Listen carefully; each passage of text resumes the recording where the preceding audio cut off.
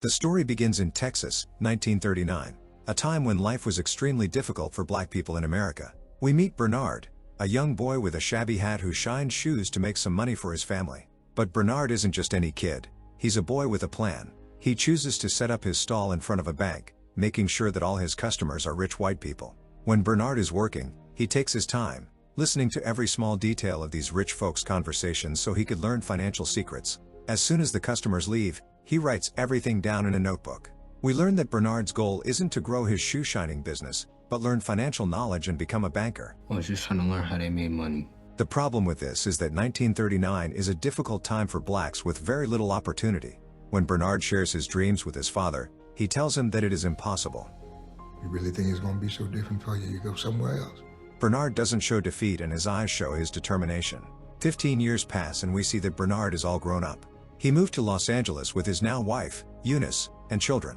Although racial discrimination exists in Los Angeles, it's not as extreme as in Texas. Bernard decides this is the place to start his business. The family lives in a tiny, dilapidated utility room at a relative's house. It is not the best scenario for his family, however he promises them that this is temporary. Bernard begins working as a real estate agent, and searches for houses for sale everywhere in the city. Through careful observation, he discovers that while the black community in Los Angeles is overcrowded, the white community has many empty houses. Black people are in dire need for housing and the means to pay for it, but there is no market to serve them. Bernard now sees a great business opportunity for real estate speculation and renting. Bernard sees a white-owned apartment that is not well taken care of, right next to the black area, and quickly comes up with an idea. He goes to meet with the owner and offers to buy the home for $35,000. The owner likes Bernard's idea but refuses, as he does not want to take a risk. Bernard expresses his understanding, and suddenly glances over at the owner's calendar, which looks like it was given by a local bank manager. Bernard is quick with it. An idea comes to mind and he says goodbye to the owner. Bernard now goes to the bank and looks for the same manager that gave the owner the calendar and attempts to speak with him. Bernard is stopped by the manager's secretary, who we see is gatekeeping because of her discrimination. Undeterred, Bernard waits for hours and hours for the manager to leave the bank. Eventually, the manager comes out, and Bernard tries to leverage for a loan with his knowledge of the apartment owner. This dream was short-lived as the bank manager rejects him without thinking. Later that night, Bernard receives a call from the owner, who confronts Bernard about his attempt to chat with the bank manager. To Bernard's surprise, the owner is not mad, but actually impressed by his persistence. The owner decides to guarantee the loan for him. Bernard finally secured the bag and invests in the property. Hell yeah! Sometime later at the property, one of the tenants, an old white lady, finds Bernard at her door. She is shocked to see a black man at her door and asks what he is doing, where he responds that he is simply renovating the apartment building. She sharply responds that workers like you should be careful. Bernard responds that she should not worry and that it is his building and he will take care of it. Little does Bernard know, the old lady called the police and soon after they arrive on scene. Bernard was prepared as he showed the officers a copy of the ownership certificate. The police realize that he really is the owner and leave. Take that, Karen. Back at the apartment later that evening, the old lady again tells him to leave as it's too late to be working, and again calmly explains that he is not a worker, but the owner. His efforts to calm her are short-lived and she ends up moving out several days later because she does not want to be in the same building as black people. As soon as she leaves, Bernard rents out her apartment to a black woman. As he originally anticipated, the demand in the black market is high and the building quickly gets filled. Bernard goes to the owner and pays him the sum of $5,000 as agreed upon, and the owner is so impressed that he offers to start another venture with him. The plan was simple. Bernard would find properties and calculate the potential profits, where the owner would negotiate the deals so the white sellers wouldn't know they're dealing with a black man. Very quickly, their partnership becomes very successful, and we see Bernard grow his wealth rapidly. He takes his family out of that small living situation they were in before and moves them into a mansion, fulfilling the promise he made his wife Eunice. Bernard's work ethic since he was a child has shined bright throughout his life, and he has not let discrimination stop him from chasing his dreams, especially when things don't go his way. Years pass and Bernard's business partner died of old age, and his wife inherits his equity. This becomes a problem because, unlike her husband, she is racist and does not want to work with Bernard. She offers to buy Bernard's shares at a low price, and if he disagrees, she will sue him. During this period, if there was a legal matter between whites and blacks, who do you think would win?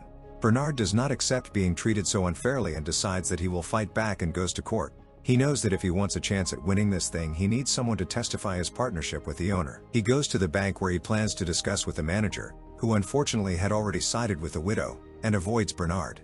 In the bank, discouraged, He looks around and notices that there is racism everywhere as people scorn him and thinks that even in a neat and tidy place there is discrimination. Thinking of this, a bold plan gradually rises up in Bernard's mind. There are 4 banks in one building, and each of them has closed doors for this black man. At this moment, Bernard's mind generates a genius idea. I will buy this building and see who of you dares to discriminate against me again. This would give him the best odds in the case. Bernard sets off and meets with Joe, another black real estate developer in Los Angeles, and tells him his plans. At first, Joe thinks that he is crazy because the price of the land is extremely high, but after discussing for a while, Joe sees the logic. Owning the building would force the banks within it to serve Bernard's interests, meaning they couldn't refuse to give him a loan. Joe agrees to partner with him, and they now have to find their missing piece, which is Matt. You want me to what?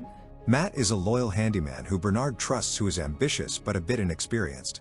They need Matt to act as their agent, since he is white and can negotiate the deals with white people since they can't.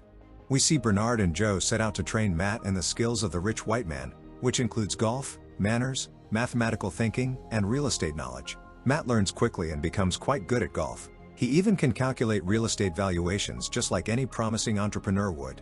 But to make sure Matt doesn't screw it up, Bernard prepares any numbers that may be involved and forces Matt to memorize all of them. They count the number of lights, the vacancy rate, the building's revenue, operating costs, and every minor detail to a T. Now, fully prepared, Matt meets the owner of the bank building, and the conversation goes well. Matt is one step ahead throughout the entire meeting and even surprises the accountant. The owner is extremely impressed with the young real estate prodigy and agrees to sell the property for $1.56 million, far below its initial valuation of $2.4 million. The deal is done.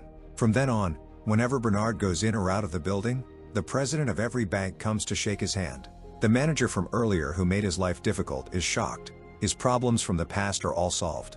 Now, with the support of the banking industry, Bernard and Joe's careers grow very rapidly, breaking through zoning limitations in Los Angeles, allowing more and more blacks to move into white neighborhoods.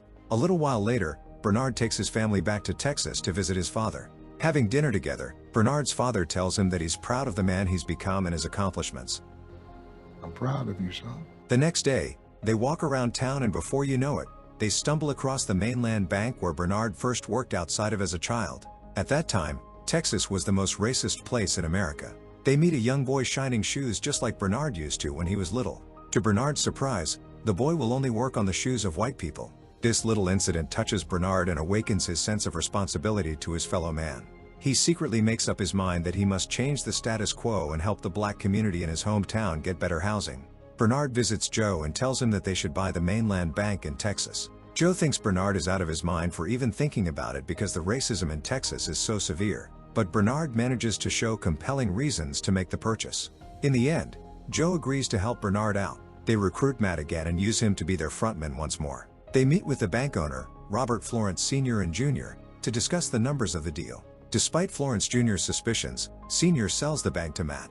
Now owning the bank, Bernard gets to work to help the black community in his town get approved for loans. The plan works for a bit and we see people getting loans. Then all of a sudden Florence Jr. begins starting some problems. He begins investigating the approved loans and confronts Matt and the group and threatens their operation. They get presented with a letter from the U.S. Treasury Department saying that they will be doing an inspection of the bank's operations in a month. The guys begin coming up with a plan and Matt has a suggestion. He says that they should buy another bank and transfer the problem loans from mainland to there, and it's not the worst idea. They discuss the purchase of the Bank of Marlin, and Bernard points out that the issue here is how they will oversee the operations of the second bank. In response, Matt says that he can run it, and Bernard is a bit weary with the idea. He eventually agrees with the exception of Eunice keeping an eye on Matt.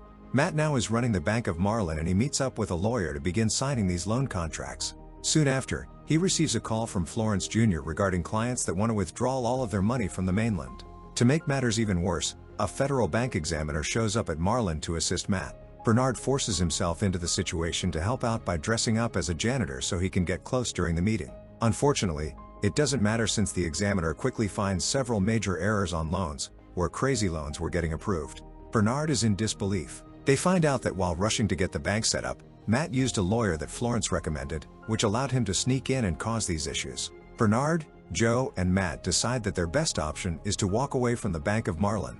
Matt does not want to do this as owning a bank was always his dream, so he makes a risky move on his own. Joe learns about his move the next day and rushes to Mainland Bank with Bernard.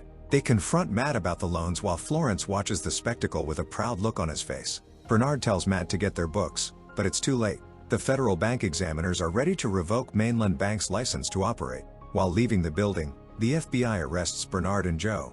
Bernard tries to stand his ground, but it is a losing battle.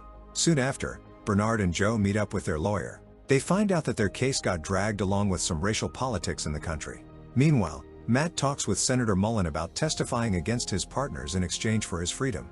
Matt contemplates his next move that night and makes a phone call. Matt follows Mullen's suggestions and testifies against his partners at the Senate hearing the next day. Later that day, Bernard also meets with Mullen and listens to his proposal. He gives him a choice to take an immunity deal and confirm Matt's testimonies, or Bernard can say whatever he wants and go to jail. Bernard decides to follow his heart, as he always has, and opens up on his beliefs regarding the discrimination in his country and community. Bernard and Joe's fates are set and they are sentenced to federal prison. While this happens, Florence Jr. purchases the Mainland Bank for a fraction of the price paid. Matt never gets charged with anything. Years pass by and Bernard and Joe are now free. We see Bernard reunite with his family and Eunice finds it strange to see two men so happy after losing everything. The funny thing that nobody realized is that the two of them actually bought properties in the Bahamas before they went into prison. Eunice is shocked and asks how this is possible. It turns out that the man Matt called the night before his testimony was Bernard. He told Bernard about the senator's deal and apologized to him. In return, Bernard asked Matt a favor. Before the government could seize their assets, Bernard and Joe moved them offshore.